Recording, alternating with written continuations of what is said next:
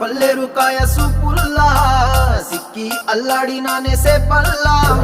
పసిడి పచ్చాని అరసేతుల్లా ధర పోస్తా ప్రాణాలు తానే అడగాల సీతా